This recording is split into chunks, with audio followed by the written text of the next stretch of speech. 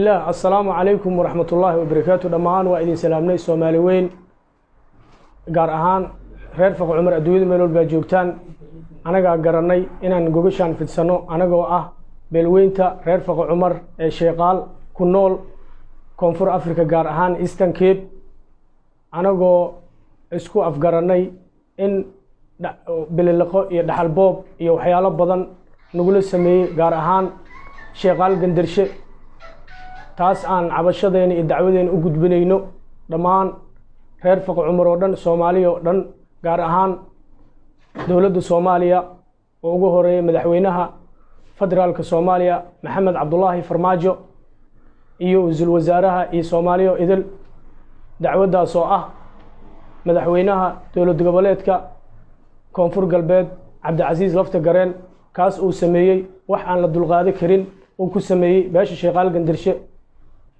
taas oo ah kursiga sumadiisa ay tahay hob 045 ay leedahay beesha sheeqaal gandarshe ay ka soo qaadatay shirki carto ilaa haddana ay haysatay dawladda Cabdiqaasim Salaad Xasan Cabdullaahi Yuusuf Axmed iyo Sheekh Shariif Sheekh Axmed iyo Xasan Sheekh iyo hadda mudan madaxweyne adiga madaxweynaha ah wuxuu ku sameeyay Lafta Gareen in uu siiyay qof aan beesha ahayn oo walaalnimo aan ku wada kulanno oo siiyay oo ku siiyay magaca gandarshe mudane madaxweyne ee dhamaan waxaan codsanaynaa cod dheer haddii aan ahnay reer faqo cumar in kursigeena nala soo celiyo anaga dad dulqaad badan dareen badan dadaal badan aan ahnay aamusan ma rabno dagaal ma rabno waxyaalo musuqmaasuq dalkan inuu socdaan rabnaa waxa Lafta Gareen oo sameeyay wax la dulqaadan karo ma ahan wax la sameyn karo ma mudane madaxweyne adiga yiri dalka musuqmaasuqa dadka kuwad ina gacan bire ku qabanayso dad dhan Ilaahay ogolaaday Soomaaliya taariikh ku leh in xaqooda la duufsiyo sumadooda la duufsiyo wax Soomaali lagu arkamana 18 kun Soomaaliya waxa lagu dhibay waa beesha reer faqo cumar gaar ahaan sheeqaal gandarshe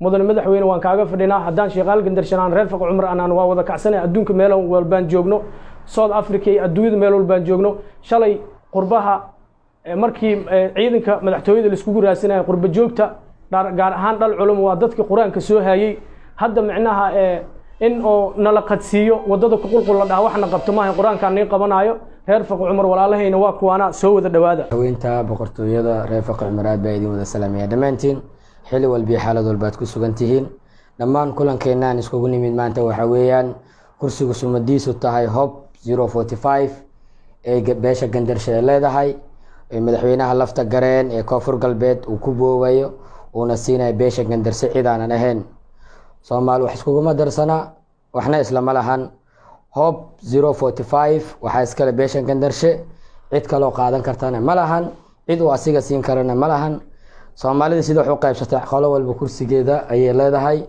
waxaan leenahay madaxweynaha Soomaaliya Maxamed Cabdullaahi Farmaajo ra'iisul wasaaraha qaranka mudane Xuseen Roble gudoomiyaha guddiga doorashada iyo dhamaan hay'adaha u dooda xuquuqul insaanka dhamaantood waxaan ka codsanaynaa hob 045 in la soo celiyo laguna soo celiyo beesha gandarshe kursigaasi waxa iskale beesha gandarshe reer faqo cumar oo dhan waa og yihiin qolo walbana kursigeeda waa inay sidii u haysan jirtaan u haysataa cid xoolo ka qaadan kartana ma lahan kursigaasna waxaan codsanaynaa maanta waa hadalka hadii ka sii tagtana way ka sii xumaan doontaa Soomaali wax halkaas gaarsiiyana waa bililiq iyo boob kursigaas waxaan doonaynaa sida ugu dhaqsiyaha badan leh guddiga doorashooyinka guddiga cabashada inay dib ugu laabtaan deedna ay soo celiyaan waxaan ka rajaynaynaa insha Allah cabashadeena inay hirgasho haddii maanta ay taagan tahay hadal way ka gudbi doontaa birito inta aysan hadalka ku gudbin waxaa leenahay koonfur galbeed madaxweynaheeda Lafta Gareen waa inuu ka waantoobaa kuraasta dadka iskalena oo u celiyaa baan leeyahay salaamullaah aad baan idin salaamay dhamaantiin السلام عليكم ورحمة الله تعالى وبركاته دمان halkan waxaan ka salaamaa beesha faqo cumar meel walba ay joogto dalka iyo dibadda waxaan halkan iskugu nimid oo inaan ka hadalno nimid beesha faqo cumar halkan imaad waxay iskugu timid inay ka hadasho hob 045 oo aan ka nahay dacwadaas oo ay tahay in ay madaxweynaha koonfur galbeed uu siiyay cidii kursigaas iska leed oo loo xiray cid gaar ah oo aan ku matalin beesha gandarshe taas ayaan codsanaynaa in dib loogu soo celiyo madaxweynaha jamhuuriyadda federaalka mudane maxamed cabdullaahi farmaajo, ra-iisul wasaaraha jamhuuriyadda qaranka mudane maxamed xuseen rooble, guddoomiyaha guddiga doorashada. kursigaas waxaan rabnaa in noola hakiyo ilaa ciddii laheyd ay matalaada saxda u laheyd loogu celiyo, taasoo keentay Soomaaliya waxay ku qaybsatay 4.5. kursigaas 5 madaxweyne waagii carto oo 2000 ilaa hadda beel ayaa ku fadhiday xaq u leed oo reegan darshay yiraahdo oo ka soo qaadatay carto dowladii Cabdiqaasim Salaad Xasan ilaa hadda madaxweyne Farmaajo ayaga ayaa ku fadhiyay oo hadda wasiirka u dambeeyay oo ah wasiirka iskaashi barsoolka iyo kheyraadka Soomaaliya. taasi ayaa cadeynayso inaysan cid kale la mataan kula ahaynin. marka waxaan codsanaynaa in kursigaas cidii iska leed xaq u leed loo celiyo. saxiixiyaashii 130 ka saxiixin waxa ku lahay guddiga doorashadana ay og yihiin, madaxweyne Cabdicasiis Laftagareen uu og yahay. Soomaalida waxay tiraahdaa qof walba booska ee leedahay in loo daayo waxay ku qaybsatana lagu siiyo lagu qadariyo. haddii Cabdicasiis Laftagareen yuusan u horseedin dad walaalo ama dad Soomaaliyeed iska hor keeno, nin oday oo madaxweyne ka koonfur galbeed waaye, yuusan dadka qoorta isku gelinin inuu wax nabadeeyo uu yahay madaxweyne heer state uma aha inuu heer state u noqdo dad iska hor keeno.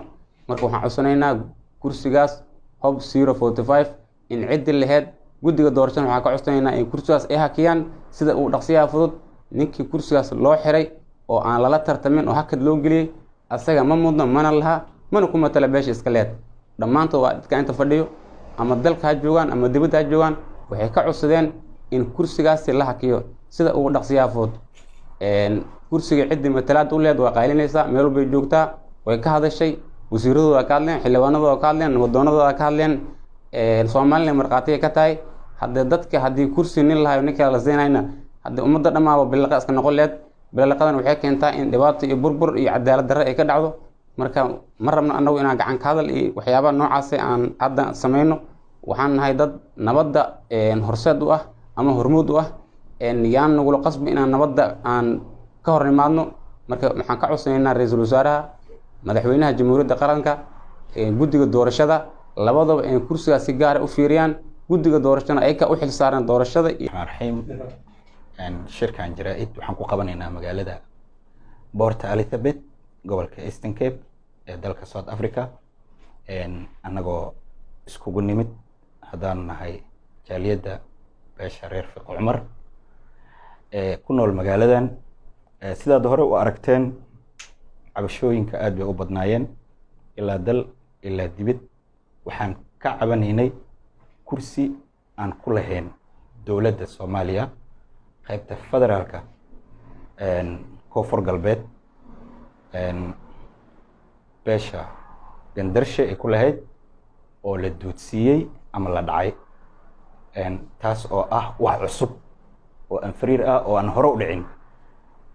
kursiga sumadiisa ay tahay hob 045 beel baa iska leh. 5 sannadood bay soo lahayd, weligeed bay lahayd. maanta waa khalad in matalaadoodii laga qaato oo cid aanan matalin la siiyo, iyadoo odayaashoodii ay banaanka taagan yihiin oo cuqaashoodii ay taagan yihiin oo u soo joogaan oo ay leeyihiin walaalayaalow annaga ninkaana wadanaa, annagaa rabna inaan dooranno. beeshii laheedaa taagan ee beel kale yaan la siin, waa beel kale la siiyey. cidda siisayna waa cidda ka talisa koonfur galbeed oo ugu horeeyo madaxweynaha Laftagareen. koley waxaan rajaynaynaa inuu isagana hadalkeena maqli doono uuna wax ka bedeli doono. sidoo kaleete guddiga doorashooyinka, ra-iisul wasaaraha iyo madaxweynaha, cid walbo ay qusayso wax ka qabashada arrintan aan halkan iskugu nimid, waxaan ka codsanaynaa in sida ugu dhaqsiyaha badan loo soo farageliyo. maxaa yeelay qof walba dalka meel buu ka degaa. dadkan meeshii degaan waa la yaqaanaa iska leh kursiga aan hore usoo xusay. markay degaan gandarshii degaan, marka ma soconayso meeshii aniga aan ku lahaa dhulka in matalaadeedii la siiyey nin aanan meeshii ila degin, ama haddii kaleete dhulkaygii matalaad leega siin waayo. haddii ani dhulkayga matalaad leega siin waayo oo nin kale matalaadeedii la siiyo, waxaas waa xaqdaro, wax socon karaya ma ahan. hadhow waxay noqonaysaa anigana inaan dhaho deegaanadeyda dowladdaas ma imaan karto, kursigayga meel kala dhiganaya. marka taasna waxaan soconaynin waayo. kursigan madaxweynaha maanta ka xunnahay, waxaan ka codsanaynaa mar labaad iyo mar saddexaad madaxweynaha dowlad goboleedka koonfur galbeed inuu arrintan wax ka qabto waxna ka bedelo sida ugu dhaqsiyaha badan.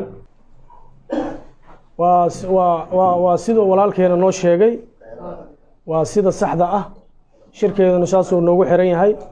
mar labaad iyo mar saddexaad waxaan codsanaynaa in kursigeena aan helno, sumadiisana ay tahay hob 45 sidaas insha allah. dhammaanna waa salaamantihiin duubabka sheeqaal gandarsho meel walbaad joogtiin, kuwa garuubyada G7 iyo qadiyadda iyo dhammaan sida aad qadiyadan aad u taageersantihiin aad ugu mahadsantihiin. sida aad u taageersantihiin aan taageersannahay. reer Faqi Cumar haddaan ahanin waa wada dhannahay walaalaha insha allah. dhammaantiin waa mahadsantihiin. assalaamu calaykum.